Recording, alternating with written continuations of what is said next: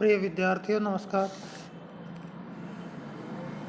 इन दिनों हमें स्नातक के तृतीय वर्ष के अंतर्गत आधुनिक हिंदी कविता का विकास इस टॉपिक पर चर्चा कर रहे हैं। अब तक हमने इसके अंतर्गत आधुनिक काल का जो इतिहास है भारतेंदु हरिश्चंद्र के जन्म से शुरू होता है, उस पर भारतेंदु युग में कविता कैसी रही इस पर हमने चर्चा की। उसके बाद द्विवेदी युगीन जो कविता थी उसकी प्रवृत्तियाँ, उसके मुख्य कवि और मुख्य रचनाओं के बारे में जानकारी प्राप्त की थी। अब हमें उसके बाद जो कविता धारा चली हिंदी में उसको छायावाद के नाम से जानते हैं, और छायावाद के अंतर्गत किस प्रकार से कविता आगे बढ़ी, कौन कौन सी प्रवृत्तियाँ मुख्य रही, कौन कौन से कवियों ने उसमें योगदान दिया, इन सब के बारे में आज हम चर्चा करेंगे। तो आज हम छायावाद के विषय में जानकारी प्राप्त करने का प्रयास करेंगे। छायावाद हिंदी साहित्य में आधुनिक काल के अंतर्गत सबसे प्रमुख माना जाता है।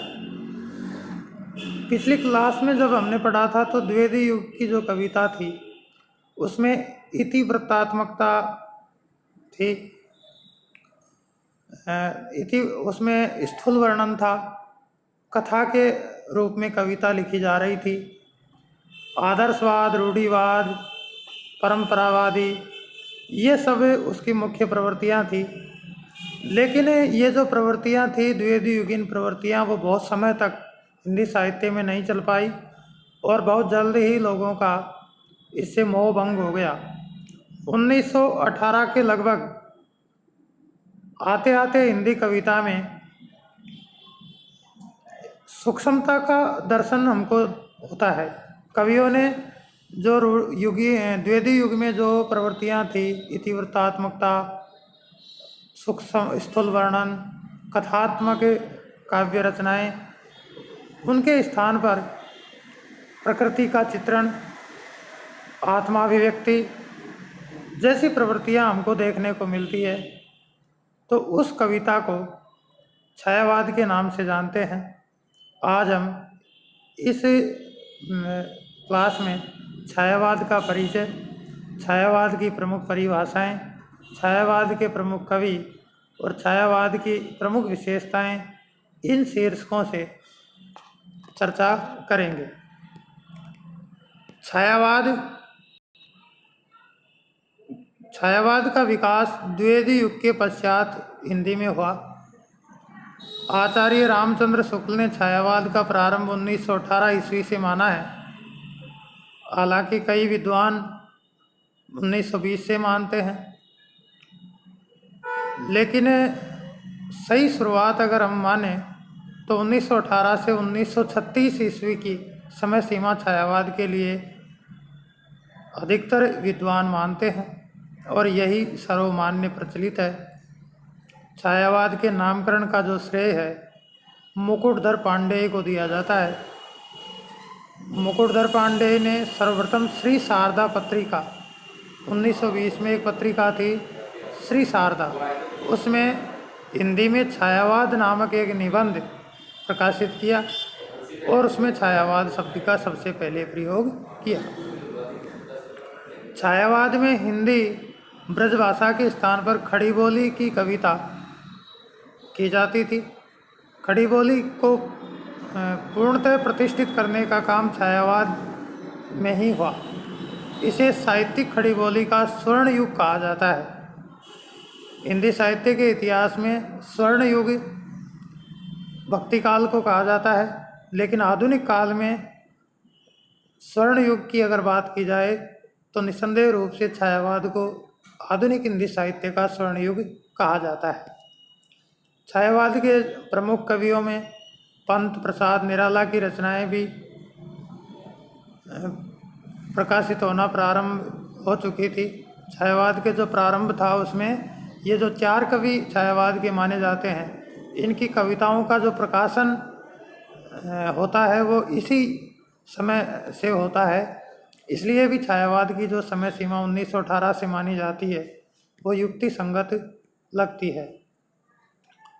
अब हम छायावाद की प्रमुख परिभाषाओं को समझते हैं और इसकी प्रमुख प्रवृत्तियों को समझने में भी इसी से सहायता मिलेगी। वैसे छायावाद वस्तुओं में उनकी कटी छटी सीमाओं के अतिरिक्त और कुछ देखने की प्रवृत्ति का फल है और यह इंद्रिय गोचर जगत का भाव जगत के साथ समन्वय करता है। मनुष्य के लिए जड़ जगत पत्थर की भांति अभेद नहीं रहता, वरन वह मोम की भांति उसके भावों के सांचे में ढल जाता है। जड़ चेतन के लिए बंधन नहीं रहता और वह उसके प्रसार को सीमित नहीं करता, वरन वह आत्मा के प्रकाश के लिए पारदर्शक हो जाता है। जड़ पदार्थ भी आत्मीय भाव धारण कर लेते हैं और प्रकृति मनुष्य की सहचरी बन जाती है। छायावादी जो कवि हैं वो प्रकृति में भी मानवीय भावों की छाया देखता है। इसके लिए पुष्प की पंखुड़ियाँ मधु के कटोरे बन जाते हैं, जो अली बालाएँ हैं वो मधुपान करती है, तारागण आकाश के नेत्र बन जाते हैं और कवि उनमें मौन संकेत पाता है। यहाँ पर छायावाद नाम पर प्रकाश डालना भी अप्रासंगिक नहीं होगा। आचार्य शुक्ल ने छायावाद शब्द छाया अर्थात छायाभास से निकला हुआ बतलाया है। कविवर जयशंकर प्रसाद ने बताया है कि प्राचीन संस्कृत काव्य में छाया शब्द मोती की आभा के अर्थ में प्रयुक्त हुआ है। इस संबंध में प्रसाद जी लिखते हैं कि अभिव्यक्ति का ये निराला ढंग अपना स्वतंत्र लावण्य रखता है। मोती के भीतर छाया की जैसी तरलता होती है, वैसी ही कांति की तरलता अंग में लावण्य की कही जाती है। इस लावण्य को संस्कृत साहित्य में छाया और विच्छति के द्वारा कुछ लोगों ने निरूपित किया है। संभव है छायावाद को लोगों ने इसकी ईषद अस्पष्टता के कारण इस नाम से पुकारा हो, इस अस्पष्टता के नाम से सबसे पहले पुकारा हो और फिर ये नाम प्रचलित हो गया हो। कुछ भी हो, इसमें छाया की सी कोमलता और स्वप्न प्रियता रहती है। छायावाद कोरे वस्तुवाद से संतुष्ट नहीं रहता, वह वस्तु में एक आध्यात्मिकता और स्थूल में एक सूक्ष्म की स्वप्निल आभा देखता है। आचार्य शुक्ल ने छायावाद की जो परिभाषा दी है उसके अंतर्गत उन्होंने कहा है कि छायावाद शब्द का प्रयोग दो अर्थों से समझना चाहिए। एक तो रहस्यवाद के अर्थ में, जहाँ उसका संबंध काव्य वस्तु से होता है, अर्थात जहाँ कवि उस अनंत और अज्ञात प्रियतम को आलंबन बनाकर अत्यंत चित्रमयी भाषा में प्रेम की अनेक प्रकार से व्यंजना करता है। तो एक तो ये हो गया रहस्यवाद के अर्थ में। दूसरा है छायावाद शब्द का दूसरा जो प्रयोग है वो काव्य शैली या पद्धति विशेष के व्यापक अर्थ में हमको समझना चाहिए। ऐसा रामचंद्र शुक्ल जी कहते हैं। उन्होंने दो अर्थों में कहा है कि एक तो रहस्यवाद के अर्थ में है और दूसरा काव्य शैली के अर्थ में है। जयशंकर प्रसाद जो छायावाद के प्रमुख स्तंभ भी हैं, कुछ लोग उनको छायावाद का प्रवर्तक भी मानते हैं। उन्होंने परिभाषा दी है कि जब वेदना के आधार पर, वेदना यानी दुख पीड़ा के आधार पर स्वानुभूतिमयी अभिव्यक्ति होने लगे, यानी आत्मा की अभिव्यक्ति होने लगे, तब हिंदी में उसे छायावाद के नाम से अभिहित किया गया। ध्वन्यात्मकता, लाक्षणिकता, सौंदर्यमय प्रतीक विधान तथा उपचार वक्रता के साथ स्वानुभूति की विवृत्ति छायावाद की विशेषताएं हैं, ऐसा जयशंकर प्रसाद कहते हैं। इन्होंने इसकी विशेषताएं भी इसमें बता दी कि ध्वन्यात्मकता इसमें होती है, लाक्षणिकता होती है, सौंदर्यमय प्रतीक विधान है, उपचार वक्रता के साथ अपनी अनुभूति की विवृत्ति जब काव्य में होती है तो उसको छायावाद कहते हैं। डॉक्टर रामविलास शर्मा ने भी छायावाद की परिभाषा दी है। उन्होंने कहा है कि छायावाद स्थूल के प्रति सूक्ष्म का विद्रोह नहीं रहा, क्योंकि इससे पहले डॉक्टर नगेंद्र ने परिभाषा दे दी थी कि छायावाद स्थूल के प्रति सूक्ष्म का विद्रोह है, लेकिन इन्होंने कहा कि छायावाद स्थूल के प्रति सूक्ष्म का विद्रोह नहीं रहा, वरन थोथी नैतिकता जो कि द्विवेदी युग में चल रही थी थोथी नैतिकता, रूढ़िवाद और सामंती साम्राज्यवादी बंधनों के प्रति विद्रोह रहा है। ये विद्रोह मध्यम वर्ग के तत्वावधान में हुआ, इसलिए उसके साथ मध्यम वर्गीय असंगति, पराजय और पलायन की भावना भी जुड़ी हुई है। यानी डॉक्टर रामविलास शर्मा इसको मध्यम वर्गीय जो असंगति, पराजय और पलायन की भावना है उसको इसके मूल में मानते हैं, क्योंकि उस समय देश अंग्रेज़ों का गुलाम था और मध्यम वर्ग उस गुलामी की पीड़ा से आहत था। छायावाद के जो प्रमुख कवि हैं उसके 4 स्तंभ माने जाते हैं: जयशंकर प्रसाद, सूर्यकांत त्रिपाठी निराला, सुमित्रा नंदन पंत और महादेवी वर्मा। अन्य जो कवि हैं उनमें माखनलाल चतुर्वेदी, बालकृष्ण शर्मा नवीन, राम नरेश त्रिपाठी, डॉक्टर राम कुमार वर्मा, लक्ष्मी नारायण मिश्र आदि के नाम छायावाद के कवियों में लिए जाते हैं। अब हम छायावादी काव्य की विशेषताएं देखते हैं कि कौन कौन सी विशेषताएं इस काव्य में हमको देखने को मिलती है। पहली है आत्माभिव्यंजन। आत्माभिव्यंजन का मतलब होता है अपनी आत्मा की अभिव्यक्ति करना। छायावादी कवियों ने काव्य की विषय वस्तु अपने व्यक्तिगत जीवन से ही खोजने का प्रयास किया है। उन्होंने जो काव्य की विषय वस्तु ली है वह अपने निजी जीवन से ली है। व्यक्तिगत जीवन से अपनी अभिव्यक्ति करना आत्माभिव्यंजन कहलाता है। अपने जीवन के निजी प्रसंगों, घटनाओं एवं व्यक्तिगत भावनाओं को अनेक छायावादी कवियों ने काव्य वस्तु बनाया। छायावादी कविता में वैयक्तिकता, सुख दुख की खुलकर अभिव्यक्ति हुई है। इसको चाहे देश की करुणाजनक परिस्थिति की झंकार समझा जाए अथवा लोगों की अतिरिक्त वासनाओं की झांकी, किंतु इस समय की कविता में दुखवाद की मात्रा अधिक थी। उसी दुखवाद को बुलाने के लिए हालावाद भी बाद में चलता है आगे जाकर। निराला की कई कविताओं में उनके व्यक्तिगत जीवन का सत्य व्यक्त हुआ है, जैसे राम की शक्ति पूजा, तुलसीदास, ये इनकी सरोज स्मृति, इनकी कविताएं हैं जिनमें इनका व्यक्तिगत जीवन ही अभिव्यक्त हुआ है। राम की शक्ति पूजा में राम की हताशा, निराला में कवि के अपने जीवन की निराशा की अभिव्यक्ति हुई है। उन्हें जीवन भर लोगों के जिस विरोध को झेलना पड़ा उसकी गूंज निम्न पंक्तियों में हम देख सकते हैं। दिख जीवन जो पाता ही आया है विरोध, दिख साधन जिसके लिए सदा ही किया शोध। निराला ने राम की शक्ति पूजा में ये पंक्तियाँ कही है जो उनके निजी जीवन को पूरी तरह उद्घाटित करती हैं। दूसरी जो प्रमुख विशेषता इस काव्य में दिखाई देती है वह है सौंदर्य चित्रण। छायावादी कवि मूलतः प्रेम और सौंदर्य के कवि हैं, किंतु उनकी सौंदर्य भावना सूक्ष्म एवं उदात्त है।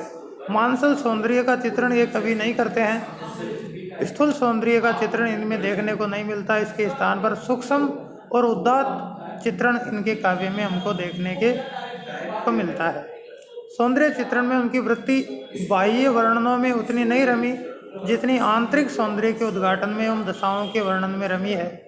कामायनी में प्रसाद जी ने श्रद्धा के सौंदर्य का वर्णन इस प्रकार से किया है: नील परिधान बीज सुकुमार, खुल रहा मृदुल अधखुला अंग, खिला हो ज्यों बिजली का फूल, मेघ बन बीच गुलाबी रंग। कामायनी में श्रद्धा का इतना उदात्त चित्रण, सौंदर्य चित्रण कवि ने किया है। श्रृंगार निरूपण, द्वैतयुगीन जो कविता थी उसमें श्रृंगार निरूपण बहुत कम हुआ है। जहाँ हुआ है वह भी मर्यादित रूप में ही हुआ है। छायावाद में आकर कविता में पुनः श्रृंगार की प्रतिष्ठा हुई। इन कवियों ने श्रृंगार के संयोग एवं वियोग दोनों पक्षों के आकर्षक चित्र अंकित किए हैं। पंत के काव्य में प्रेम और श्रृंगार भावना की बड़ी सहज अभिव्यक्ति हुई है। तुम हो लावण्य मधुरमा जो असीम सम्मोहन, तुम पर प्राण निछावर करने पागल हो उत्साह मन, नहीं जानती क्या निज बल तुम, निज अपार आकर्षण। ऐसा चित्रण कवि पंत सौंदर्य का करते हैं, श्रृंगार का वर्णन करते हैं। नारी भावना, ये मुख्य विशेषता हमको छायावादी काव्य में दिखाई देती है कि नारी के प्रति इनका दृष्टिकोण बहुत ही उदात्त है। छायावादी कवियों ने नारी के प्रति उदात्त दृष्टिकोण अपनाकर समाज में उसके सम्मानीय स्थान को प्रतिष्ठित किया। रीतिकालीन कवियों ने नारी को विलास की वस्तु और उपभोग की सामग्री मात्र माना, जबकि छायावादी कवियों ने उसे प्रेरणा का पावन उत्स मानते हुए गरिमा प्रदान की। वह दया, क्षमा, करुणा, प्रेम की देवी है और अपने इन गुणों के कारण श्रद्धा की पात्र है। कामायनी में प्रसाद जी लिखते हैं, नारी तुम केवल श्रद्धा हो, विश्वास रजत नग पगतल में, पीयूष स्रोत सी बहा करो जीवन के सुंदर समतल में। पंत ने नारी को देवी, माँ, सहचरी, प्राण कहकर उसके प्रति अपने आदर का परिचय दिया। प्रसाद जी के हृदय में नारी का बहुत ऊंचा स्थान था। निम्न पंक्तियों में उनके विचारों को जाना जा सकता है। तुम देवी, आह कितनी ही उदार, वह मातृमूर्ति है निर्विकार, हे सर्व मंगले तुम महती, सबका दुख अपने पर सहती। पंत की ये कविता नारी की को कितना आदर ये कवि देते हैं ये दिखाती है। रहस्य भावना ही इस कविता की, छायावादी कविता की प्रमुख भावना है। छायावादी काव्य में रहस्यवाद की प्रवृत्ति भी प्रमुख रूप से उपलब्ध होती है। आचार्य रामचंद्र शुक्ल ने इसी कारण छायावाद का अर्थ रहस्यवाद माना है। प्राय सभी छायावादी कवियों ने अज्ञात सत्ता के प्रति जिज्ञासा के भाव व्यक्त किए हैं। पंत की मौन निमंत्रण कविता में इसकी अभिव्यक्ति बहुत सुंदर ढंग से हुई है। न जाने कौन अद्युतिमान, जान मुझको अबोध अज्ञान, सुझाते हो तुम पथ अनजान, फूंक देते छिद्रों में गान। अज्ञात सत्ता के प्रति जिज्ञासा का भाव इस कविताओं में हमको देखने को मिलता है। प्रकृति चित्रण, छायावादी कविता प्रकृति के कवि जो हैं वो प्रकृति के कुशल चितेरे हैं। इन कवियों ने प्रकृति पर मानवीय चेतना का आरोप करते हुए उसे हंसते रोते हुए भी दिखाया है। अचिरता देख जगत की आप, शून्य भरता समीर निश्वास, डालता पातों पर चुपचाप ओस के आंसू नीलाकाश। दुख और वेदना की विवृत्ति, छायावादी काव्य में दुख और वेदना के भाव की अभिव्यक्ति हुई है। महादेवी तो वेदना की ही कवित्री हैं। वे अपने वेदना विहल हृदय की तुलना मेघकंड से करती हुई कहती हैं, मैं नीर भरी दुख की बदली, विस्तृत नभ का कोई कोना, मेरान कवि अपना होना, परिचय इतना इतिहास यही, उमड़ी कलती मिट आज चली। महादेवी वर्मा के गद्य पद्य में जो दुखवाद और करुणा के भाव दिखाई पड़ते हैं वे बौद्ध दर्शन के प्रभाव स्वरूप माने जा सकते हैं। राष्ट्र प्रेम की अभिव्यक्ति, छायावादी काव्य में राष्ट्रीयता के स्वर भी मुखरित हुए हैं। प्रसाद जी ने अपने नाटकों में जो गीत योजना की है उसमें राष्ट्रीय भावना की सुंदर अभिव्यक्ति हुई है। उन्होंने भारत के अतीत गौरव के चित्र अंकित करते हुए देश की महिमा का बखान किया है। अरुण ये मधुमेह देश हमारा, जहाँ पहुँच अनजान क्षितिज को, मिलता एक सहारा। चंद्रगुप्त नाटक में प्रसाद जी का ये जो गीत है वो देश प्रेम से ओतप्रोत है। शैलीगत प्रवृत्तियाँ, छायावादी काव्य विषय वस्तु एवं शिल्प दोनों ही दृष्टियों से नवीनता लिए हुए है। लाक्षणिक भाषा का प्रयोग, प्रतीकात्मक शैली, उपचार वक्रता एवं नवीन अलंकार विधान के कारण इस काव्य में शिल्पगत नवीनता दिखाई पड़ती है। पंत को अग्र पंक्तियों में प्रतीकात्मकता एवं लाक्षणिकता को देखा जा सकता है।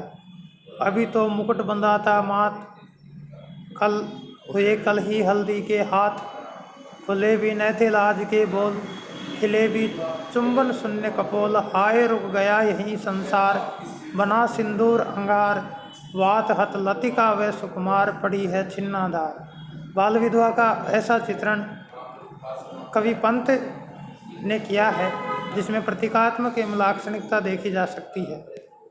निष्कर्ष रूप में हम कह सकते हैं कि कविता में जिस चित्रात्मक भाषा की आवश्यकता होती है और इसी गुण के कारण उसमें जो बिंब गृहीता आती है, छायावादी कवि इस कला में प्रवीण हैं। आचार्य रामचंद्र शुक्ल छायावाद के संबंध में कहते हैं कि छायावाद की शाखा के भीतर धीरे धीरे कवि शैली का बहुत अच्छा विकास हुआ, जिसमें संदेह नहीं। उसमें भावावेश की व्यंजना, लाक्षणिक, वैचित्र्य, मूर्त प्रत्यक्षीकरण, भाषा की वक्रता, विरोध, चमत्कार, कोमल पद विन्यास इत्यादि का स्वरूप संगठित करने वाली प्रचुर सामग्री हमको दिखाई देती है। तो इस प्रकार हम देखते हैं कि जो छायावाद की कविता है वह सभी दृष्टियों से नवीनता से युक्त है। चाहे भाव, भाषा, शैली किसी भी दृष्टि से हम देख लें तो ये कविता अपने युग के लिए और हिंदी साहित्य के लिए अमूल्य निधि है।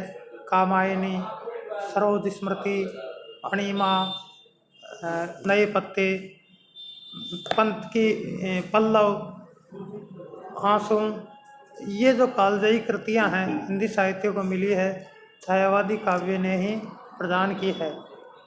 आज की क्लास में हमने छायावाद के बारे में समझने की कोशिश की। आशा है आपको समझ आया होगा। धन्यवाद।